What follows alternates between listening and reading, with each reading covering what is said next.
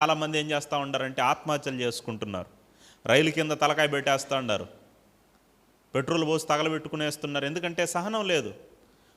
కొద్దిగా టైం ఓపికగా ఉందాం, సహనంగా ఉందాం, ఏదో ఒకటి జరుగుతుంది, సమయాన్ని బట్టి ఏదైనా మారుతుంది అనే ఓపిక లేకుండా, సహనం లేకుండా సమస్యల్లోకి వెళ్ళిపోయే వాళ్ళు చాలామంది. హల్లెలూయా. కాబట్టి సహనం అనేది చాలా అవసరం. ఒకసారి ఒక ఆయన ఏం చేశాడంటే సముద్రం బొడ్డు నిలబడుకొని పిల్లలు అలా ఆడుకుంటున్నారు కొంతమంది పిల్లలు. ఈయన ఒక బోర్డు పెట్టుకో అన్నాడు. ఏంటి ఆ బోర్డు ఏంటంటే, సహనం అనేది సముద్రం కన్నా గొప్పది. ఏంటి?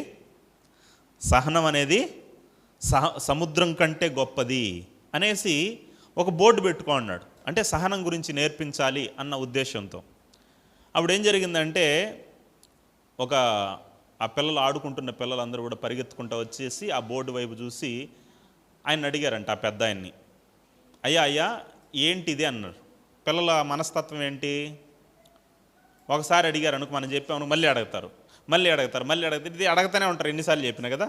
కాబట్టి వీళ్ళు వచ్చి ఏం చేశారంటే అడిగారంట. అడిగేసరికి ఆయన ఏం చెప్పాడంటే నిదానంగా, సహనంతో, నాయన సహనం అనేది సముద్రం కంటే గొప్పది అన్నాడంట. అవునా సార్ అనేసి సరే వెళ్ళిపోయేసి ఆడుకుంటూ ఉన్నారంట. ఆడుకుంటూ ఉంటే మరలా కొద్దిసేపు తర్వాత ఆ పిల్లలు మరలా వచ్చినారంట. మరలా వచ్చి ఆ బోర్డు వైపు చూసి, సార్ ఇదేంటి సార్ అన్నాడంట.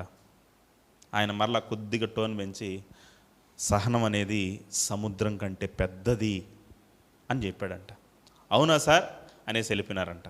మరలా వచ్చి కొద్దిసేపు తర్వాత ఏమన్నారంటే, సార్ ఇదేంటి సార్ అన్నారంట. సహనం అనేది సముద్రం కంటే పెద్దది నాయన అన్నాడంట.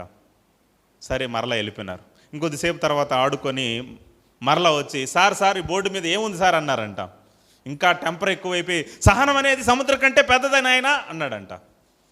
వాళ్ళు కొద్దిగా బెత్తరపోయేసి వెళ్ళిపోయినారంట. వెళ్ళిపోయేసి మరలా కొద్దిసేపు తర్వాత అలా బోర్డు పట్టుకుంటే మరలా వచ్చినారంట. మరలా వచ్చి, సార్ ఈ బోర్డు మీద ఏముంది సార్ అన్నారంట. ఈసారి ఆయన కోపం వచ్చేసి సహనం చచ్చిపోయేసి ఆ బోర్డు ఎత్తుకొని, రేయ్ సహనం అనేది సముద్రం కన్నా పెద్దదిరా అనేసి తరుముకున్నాడంట వాళ్ళని. హల్లెలూయా.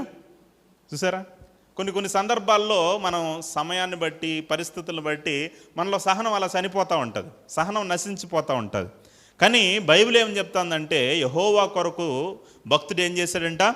సహనంతో కనిపెట్టాడంట. కాబట్టి ఈ సమస్య నుండి విడుదల పొందాలంటే ఒక వ్యక్తికి ఏముండాలంటే సహనం అనేది ఉండాలి. ప్రియమైన దేవుని పిల్లారా, ఎవరి దగ్గర సహనం కలిగి ఉండాలి? ఎవరి దగ్గర సహనంతో కనిపెట్టాలంటే దేవుని దగ్గర సహనంతో కనిపెట్టాలి. దేవుని విషయంలో సహనం కలిగి ఉండాలి. హల్లెలూయా. అందుకే